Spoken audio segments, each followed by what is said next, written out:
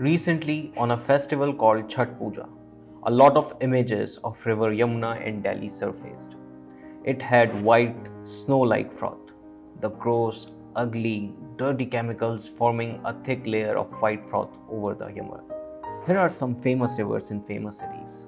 Thames in London, Seine in Paris, Tiber in Rome, Danube in Vienna, and Moskva in Moscow. And here is Yamuna in Delhi.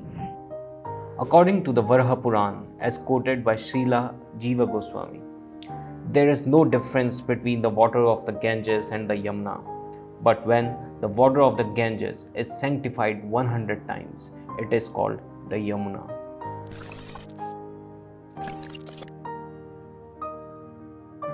In 1909, the waters of the Yamuna were distinguishable as clear blue when compared to the silt-laden yellow of the Ganges.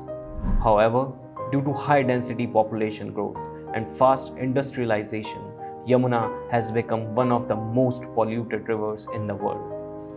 The major causes contributing to the pollution of Yamuna are untreated sewage, industrial effluents, the dumping of garbage, open sewage drains, lack of sufficient sewage treatment plants, soil erosion, open and dead bodies, immersion of idols, and drainage from 1700 unauthorized colonies.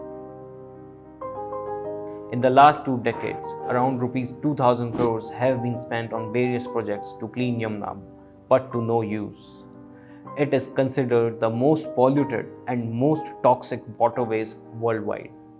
It is 1370 kilometers long, out of which only 22 kilometers passes through Delhi, and it contributes 75% of its pollution. As of 2019, the river received 800 million liters of largely untreated sewage and additional 44 million liters of industrial effluents each day, of which only 35% of the sewage released into the river are believed to be treated. Froth formation is an annual phenomenon that happens in the winter months because of the phosphate contents of the detergents that goes untreated into the river. There are a total of 30 sewage treatment plants in Delhi, out of which only 2 are running on their full capacity, 20 are running under capacity, while 3 are non-functional. The only way forward is to rehabilitate unauthorized colonies, fining the people and industries for polluting the river and for throwing garbage in the sewage or in the open.